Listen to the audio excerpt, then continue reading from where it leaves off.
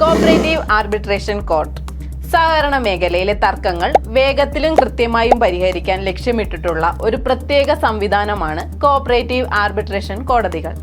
KCS ആക്ടിലെ section 70A പ്രകാരം സഹകരണ സംഘത്തിലെ സാമ്പത്തികേതര തർക്കങ്ങൾ അഥവാ നോൺ മോണിറ്ററി ഡിസ്പ്യൂട്ട് പരിഹരിക്കുന്നതിനായി സിവിൽ കോടതികൾക്ക് പകരം ഈ കോടതികളെയാണ് സമീപിക്കേണ്ടത്.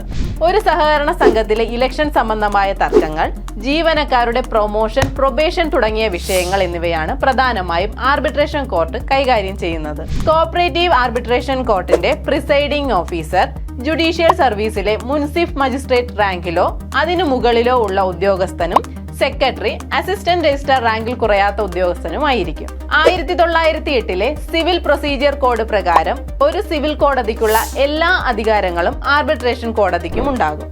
സാക്ഷികളെ വിസ്തരിക്കുക, സത്യവാങ്മൂലം സ്വീകരിക്കുക, രേഖകൾ ഹാജരാക്കാൻ ആവശ്യപ്പെടുക തുടങ്ങിയ അധികാരങ്ങൾ ഇതിൽ ഉൾപ്പെടുന്നു. കേസ് നടക്കുമ്പോൾ നീതി ഉറപ്പാക്കുന്നതിനായി താൽക്കാലിക ഉത്തരവുകൾ അഥവാ ഇന്റർലൊക്കേറ്ററി ഓർഡേഴ്സ് പുറപ്പെടുവിക്കുവാനും കോടതിക്ക് അധികാരമുണ്ടായിരിക്കുന്നതാണ്. ഒരു തർക്കം ലഭിച്ചു കഴിഞ്ഞാൽ 1 വർഷത്തിനുള്ളിൽ തന്നെ ആർബിട്രേഷൻ കോടതികൾ അവാർഡ് പുറപ്പെടുവിക്കേണ്ടതാണ്.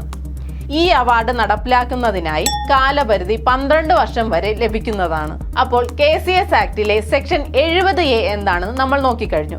ഇനി നിങ്ങൾക്കായി ഒരു ചോദ്യം. KCS ആക്ടിലെ മോണിറ്ററി ഡിസ്പ്യൂട്ടുകൾ പരിഹരിക്കുന്നത് ആരാണ്? കമന്റ് ചെയ്യൂ.